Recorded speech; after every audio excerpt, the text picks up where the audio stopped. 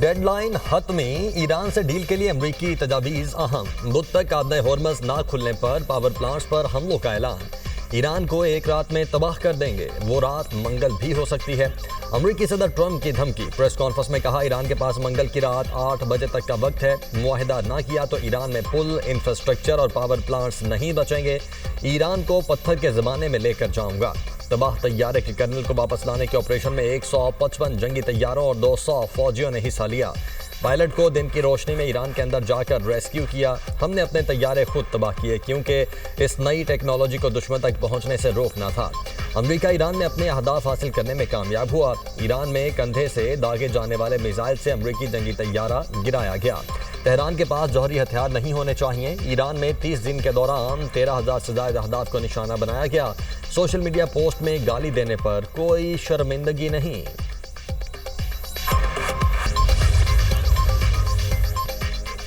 ایران کی مشترکہ فوجی کمان نے امریکی صدر کی دھمکی مسترد کر دی، کہا ٹرمپ کی دھمکیاں وہم پر مبنی ہیں، امریکی رسوائی کو چھپایا نہیں جا سکتا، دھمکیوں اور دباؤ سے نہیں جھکیں گے۔ خاتم الانبیاء سینٹرل ہیڈ کوارٹرز کے ترجمان نے کہا کہ یہ دھمکیاں خطے میں امریکہ کی بدنامی اور ذلت کا ازالہ نہیں کر سکتی، ایران اپنے دفاع اور علاقائی مفادات کے تحفظ کے لیے مکمل تیار ہے، نئی جارحیت امریکہ کی شکست میں اضافہ کرے گی۔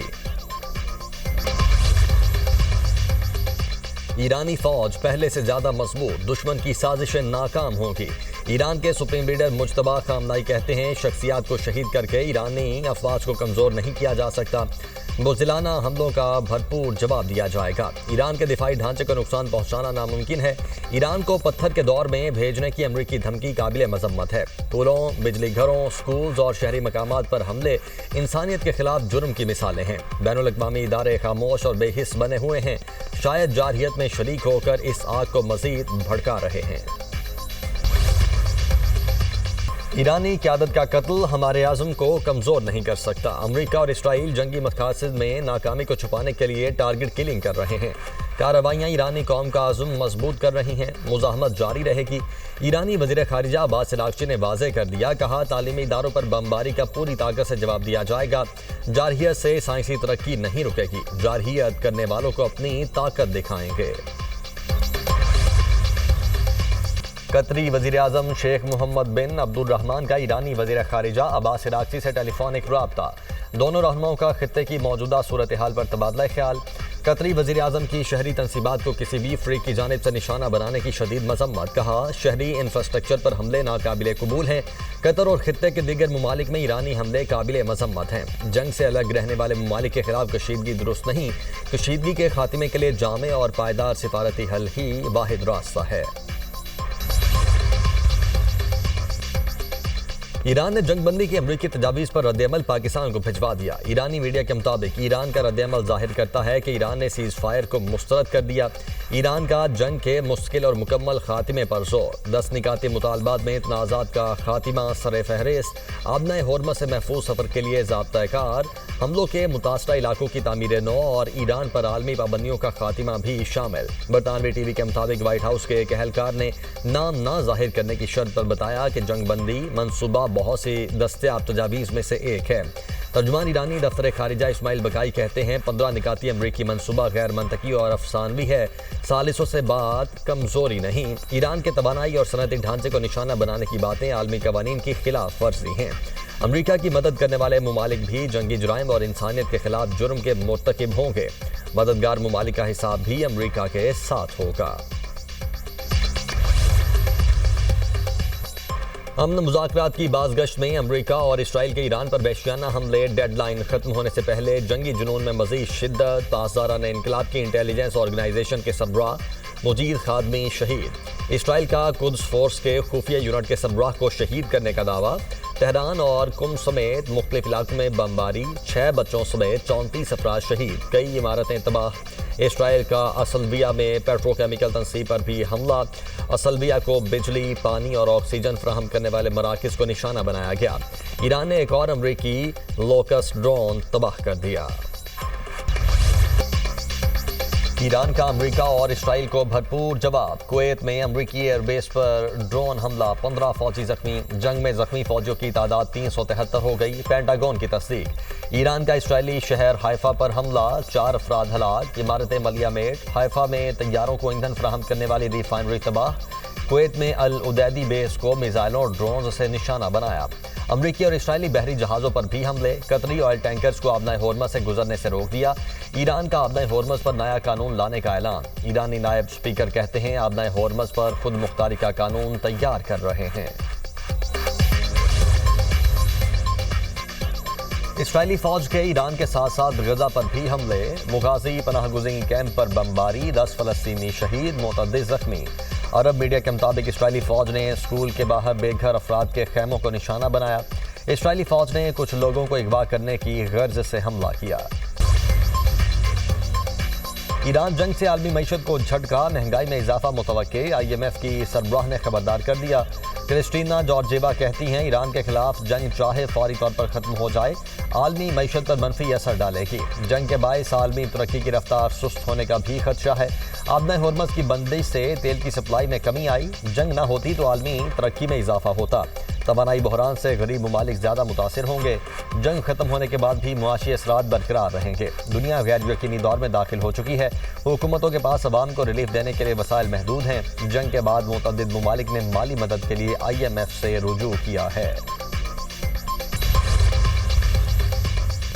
وزیراعظم شہباز شریف کی ہدایت پر ملک بھر میں کفایت اقدامات نافذ. حکومت کا ایندھن بچاؤ پالیسی پر سختی سے عمل درآمد کا فیصلہ. تمام دکانیں, مارکیٹس, بازار اور شاپنگ مالز رات 8 بجے بند کرنے کا حکم. بیکریز, تندور, ریسٹورانٹس اور کریانہ سٹورز رات 10 بجے بند ہوں گے.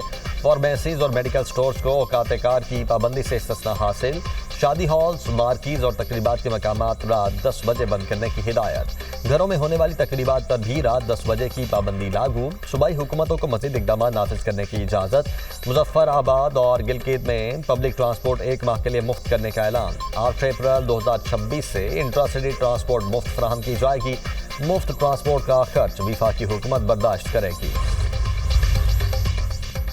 حکومت کی کفایت شعاری مہم پر عمل درآمد جاری. پنجاب حکومت نے اپنے حصے کے 25 ارب 80 کروڑ روپے وفاق کو منتقل کر دیے.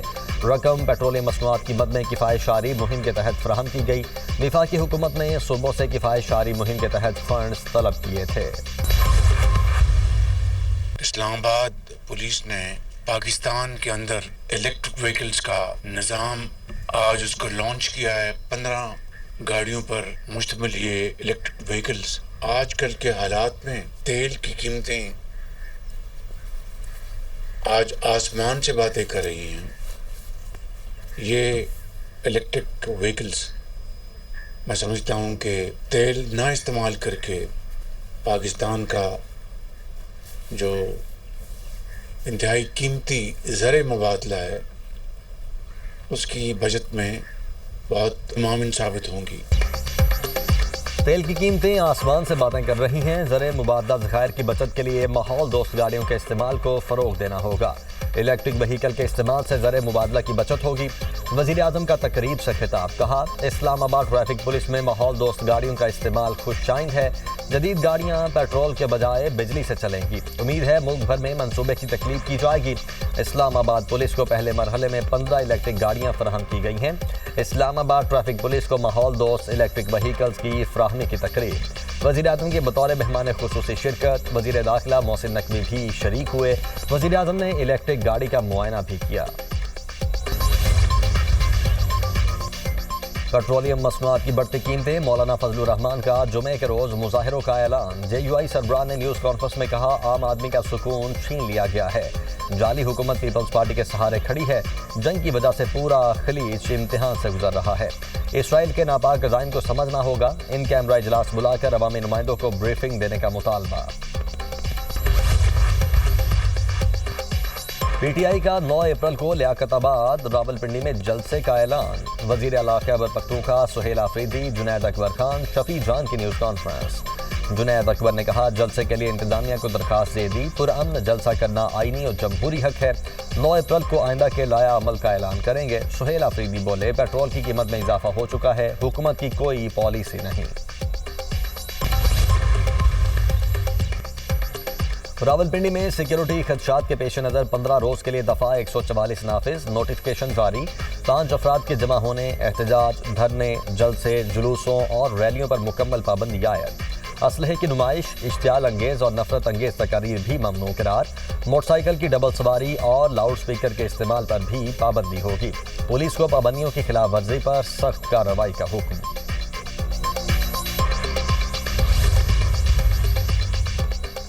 ملک میں بارشوں کا نیا سسٹم داخل، لاہور، اسلام آباد اور پشاور میں بادل برس پڑے۔ بہاولپور، اوچھ شریف اور بہاڑی میں تیز ہواؤں کے ساتھ موسلادھار بارش۔